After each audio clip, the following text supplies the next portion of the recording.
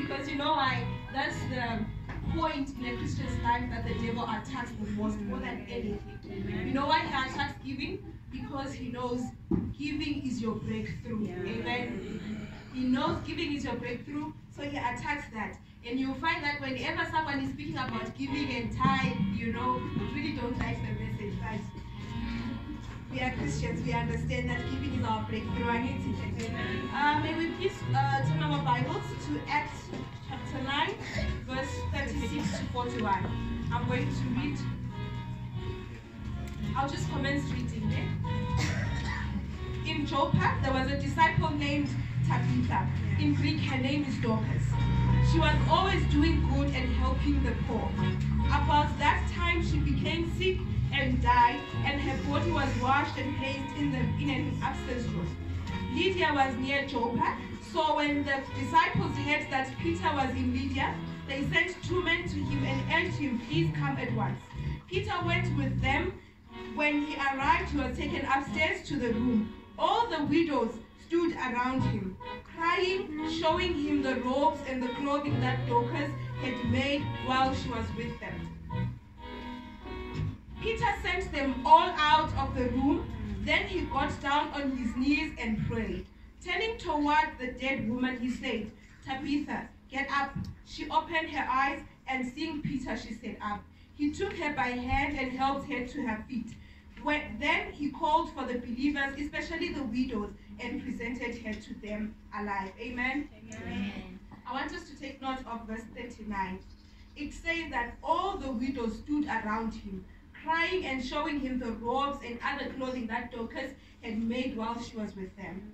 Let's also take note of 36.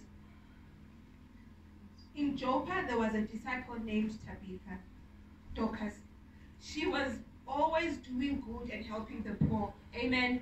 Amen. Now you'll notice that Dorcas, doing good, helping the poor, she was giving.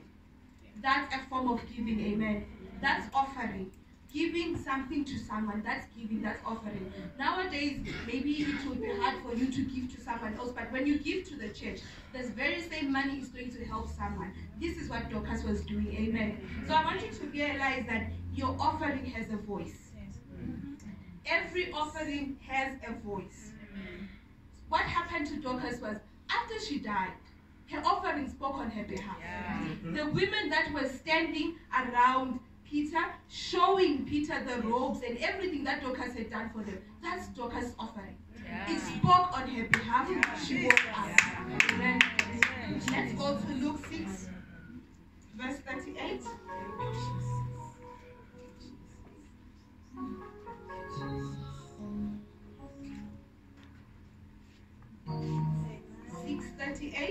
I'll commence reading. Give and it will be given to you, a good measure, pressed down, shaken together, running over, will be poured into your lap. For with the measure you use, it shall be measured to you. Amen. Please take note, for with the measure you use, it shall be measured to you. Now look at Dorcas. Many women were standing, crying because of the good that she has done. And that was her measure. What came back to her, her life was given back to her. Amen. You might not resurrect from the dead, but God is going to do something for you. Your offering is going to speak on your behalf in times of trouble. Amen. Your tithe will speak on your behalf. Amen. Remember, tithe is a commandment. I always tell people to say, do not say just because I've given my tithe today, tomorrow God has blessed me. That's a commandment. It's something that you're supposed to do. Your offering, your tithe will speak on your behalf someday. You might not know it, but there are situations that you pass through and you feel that you've won because your offering has spoken on your behalf. So every time you give, remember it shall be given the same measure you gave to God. Amen. I always say, think of the money that you're going to give the church. What difference is it going to make if it comes to your house? So if you are going to give God R1 out, and then I take R1 and bring it to your house, what difference will it make to you? Will it buy you electricity? Will it buy you food? But then even when we are giving, remember to say you give what you have. Give the best of what you have, so that when it speaks on your behalf, it really speaks and God hears it. Amen. Offering has always spoken from the days back then. Remember when they used to give burnt sacrifices? When God rejects that sacrifice, why is God rejecting that sacrifice? Because he knows it's not what you're supposed to give to him. When God receives your sacrifice is speaking on behalf of you. Amen. So as we give today, let's remember, one day you're going to need your offering, your tithe to speak for you. When you are sick, sleeping on the bed and you can't talk. When there are times when you can't pray, when you can't say anything, you can still say, God, remember I have been faithful. God, remember I have worked the way you have done it.